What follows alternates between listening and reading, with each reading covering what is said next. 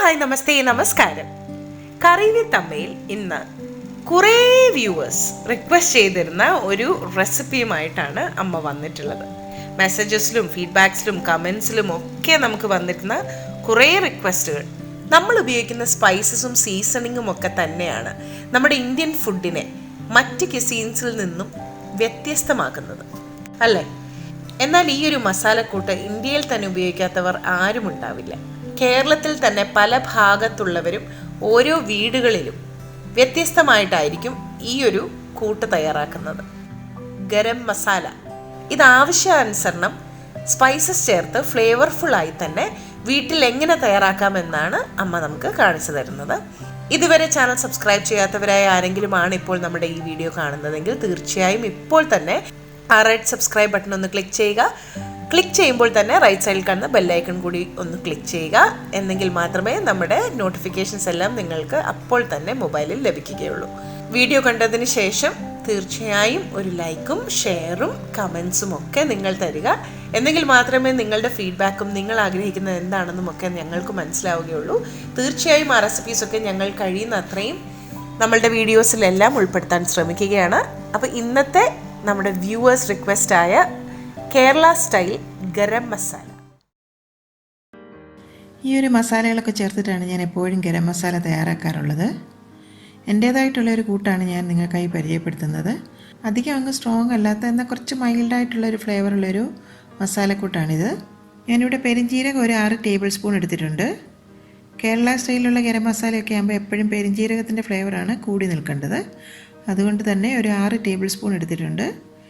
ഏലക്ക ഒരു എണ്ണം പറഞ്ഞു കഴിഞ്ഞാൽ ഒരു 55 എണ്ണം എടുത്തിട്ടുണ്ട്. സ്പൂണിൻ്റെ കണക്ക് പറഞ്ഞാൽ ഒരു ടേബിൾ സ്പൂൺ നല്ല നെക്കൊക്കെ എടുത്തിട്ടുണ്ട്. ഗ്രാമ്പു കുറച്ച് മതി, അതിൻ്റെ കൂടുതൽ ഫ്ലേവർ വേണ്ട. എണ്ണം പറഞ്ഞാൽ അത് ഒരു 10-25 എണ്ണം കാണും. പട്ട ഇതുപോലെ ഒരു 3 കഷ്ണം എടുത്തിട്ടുണ്ട്. വളരെ കട്ടി കുറഞ്ഞ 3 പട്ടയാണിത്. കട്ടി കൂടിയതാണെന്നുണ്ടെന്നുണ്ടെങ്കിൽ ഒരു 2 എണ്ണം എടുത്താൽ മതിയാകും. തക്കോലം അല്ലെങ്കിൽ സ്റ്റാർ അനീസ് എന്ന് പറയുന്നത് അത് 2 എണ്ണം എടുത്തിട്ടുണ്ട്. ജാതിപത്രി അല്ലെങ്കിൽ മെയ്സ് എന്ന് പറയത്തില്ലേ, ജാതിക്കയുടെ പുറത്തുള്ള ആ ഒരു ഷെല്ല് പോലുണ്ടല്ലോ, അത് 2 എണ്ണം എടുത്തിട്ടുണ്ട്. ജാതിക്ക മസാലയിൽ ഞാൻ അങ്ങനെ ചേർക്കാറില്ല, അതിന് കുറച്ച് കൂടുതൽ കുത്തലുള്ള ഒരു ഫ്ലേവറാണല്ലോ, അതുകൊണ്ട് ജാതിപത്രി മാത്രമേ ചേർക്കുന്നുള്ളൂ. കുരുമുളക് ഒരു 15 എണ്ണം എടുത്തിട്ടുണ്ട്.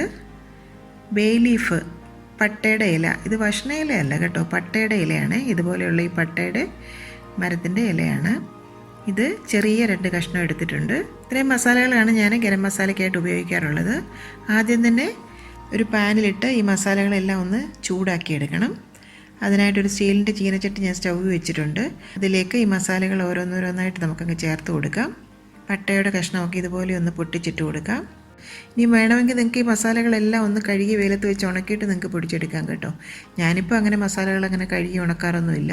സമയവും സാഹചര്യവും ഒക്കെ ഉണ്ടെങ്കിൽ നിങ്ങൾക്ക് ഇതുപോലെ ഒന്ന് കഴുകിയിട്ട് വെയിലത്ത് വെച്ച് ഉണക്കിയിട്ട് പൊടിച്ചെടുത്താൽ മതിയാവും. അങ്ങനെ ചെയ്താൽ കുറച്ചും കൂടി നന്നായിരിക്കും. എപ്പോഴും അതിനൊന്നും സാധിക്കാറില്ല. നിങ്ങൾക്ക് അങ്ങനെ ചെയ്യാൻ പറ്റുമെങ്കിൽ നല്ലത് തന്നെയാണ്. ഏലക്കയുടെ തൊലിയും നിങ്ങൾക്ക് സമയമുണ്ടെങ്കിൽ കളഞ്ഞിട്ട് അതിൻ്റെ കുരു മാത്രം ചേർത്ത് കൊടുക്കാം. ഏലക്കയുടെ തൊലിയിലൊക്കെ ശരിക്കും പെസ്റ്റിസൈഡ്സ് ഒക്കെ ഒത്തിരി ഉണ്ടെന്നാണ് പറയുന്നത്. അപ്പോൾ എല്ലാ മസാലകളും ഞാൻ ചേർത്ത് കൊടുത്തിട്ടുണ്ട്. ഒരു മീഡിയം ഫ്ലെയിമിൽ വെച്ചിട്ട് നമുക്കിതൊന്ന് ചൂടാക്കിയെടുക്കാം. ഒന്ന് ചൂടായി വന്നാൽ മതി. മസാലയുടെ ആ മണമൊക്കെ ഒന്ന് വന്ന് തുടങ്ങുമ്പോൾ നമുക്ക് ഫ്ലെയിം ഓഫ് ചെയ്യാം. കൂടുതൽ കരിഞ്ഞു പോകാതെ ശ്രദ്ധിക്കണം. അപ്പം നല്ലൊരു മണമൊക്കെ വരുന്നുണ്ട്. അതിലുള്ള ആ ഓയിലൊക്കെ പുറത്തോട്ട് വന്ന് കഴിയുമ്പം നല്ലൊരു മണം വരും. ആ മണം വരുമ്പോൾ നമുക്ക് ഫ്ലെയിം അങ്ങ് ഓഫ് ചെയ്യാം.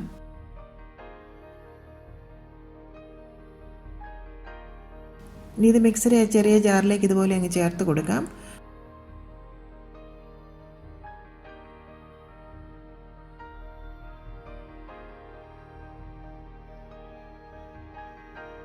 ഒന്ന് ഫൈനായിട്ട് നമുക്ക് പൊടിച്ചെടുക്കാം. കണ്ടില്ലേ, ഇപ്പോൾ ഇത് നന്നായിട്ട് പൊടിച്ചെടുത്തിട്ടുണ്ട്. ഇതിനെ ഒരു അരിപ്പയിൽ കൂടി ഒന്ന് അരിച്ചിട്ടൊന്ന് ഫൈൻ പൗഡറാക്കി നമുക്ക് എടുക്കാം. ചെറിയ തരിയൊക്കെ അതിൽ കാണുമല്ലോ, കണ്ടില്ലേ. കൂടുതലുള്ള ആ തരിയൊക്കെ നമുക്ക് ഒന്നും കൂടെ മിക്സിയിലേക്ക് ഇട്ടിട്ട് ഒന്നുകൂടെ പൊടിച്ചെടുക്കണം. മിക്ക കറികൾക്ക് ഉപയോഗിക്കാൻ ഇതുപോലെ നല്ല ഫൈനായിട്ടുള്ള പൗഡർ തന്നെയാണ് നല്ലത്.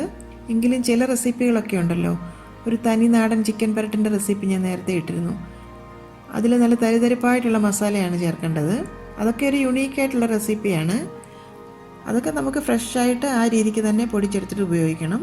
ഗരം മസാലയൊക്കെ നമ്മൾ ചേർക്കുമ്പോൾ വളരെ ലൈറ്റായിട്ട് ഒരു 1/2 ടീസ്പൂണ്, അതല്ലെന്നുണ്ടെങ്കിൽ 1 ടീസ്പൂൺ വരെ നമ്മൾ എടുക്കുന്ന കറിയുടെ ക്വാണ്ടിറ്റി അനുസരിച്ച് അത്രയൊക്കെ ചേർത്ത് കൊടുത്താൽ മതിയാകും. കൂടുതൽ ഫ്ലേവറായി കഴിഞ്ഞാലും ഭയങ്കര കുത്തൽ വരും. അപ്പം വളരെ ലൈറ്റായിട്ട് വേണം ഗരം മസാലയൊക്കെ നമ്മൾ ചേർത്ത് കൊടുക്കാനായിട്ട്. അപ്പം നല്ല ഫൈനായിട്ട് നമ്മളത് അരിച്ചെടുത്തിട്ടുണ്ട്.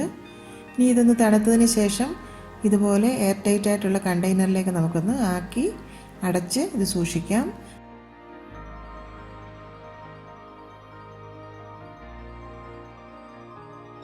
ആവശ്യാനുസരണം നമുക്ക് എടുത്തത് ഉപയോഗിക്കാം. ഏകദേശം ഒരു മാസത്തേക്ക് ആവശ്യത്തിനുള്ളത് നമുക്ക് പൊടിച്ച് വെച്ചാൽ മതിയാകും. കൂടുതലൊക്കെ പൊടിച്ച് സൂക്ഷിച്ചാൽ അതിലെ ആ ഫ്ലേവറും മണവും ഒക്കെ നഷ്ടപ്പെടും. അപ്പോൾ ഇതുപോലെ പൊടിച്ച് നിങ്ങൾക്കും നിങ്ങളുടെ കിച്ചണിൽ സൂക്ഷിക്കാം. ആവശ്യാനുസരണം നിങ്ങൾക്ക് എടുത്തത് ഉപയോഗിക്കാം.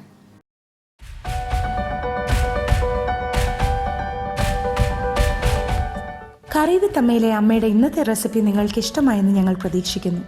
നിങ്ങളിൽ ഒരുപാട് പേര് ഈ റെസിപ്പീസ് എല്ലാം ട്രൈ ചെയ്ത് നോക്കി സക്സസ് ആയി എന്നറിയുന്നതിൽ ഞങ്ങൾക്ക് വളരെയധികം സന്തോഷം.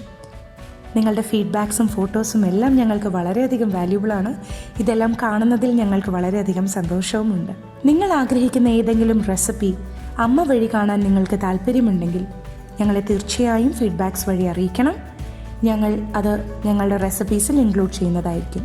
കറി വിത്ത് അമ്മ ഇതുവരെ സബ്സ്ക്രൈബ് ചെയ്യാത്തവരായ ആരെങ്കിലും ഉണ്ടെങ്കിൽ തീർച്ചയായും സബ്സ്ക്രൈബ് ചെയ്യണം.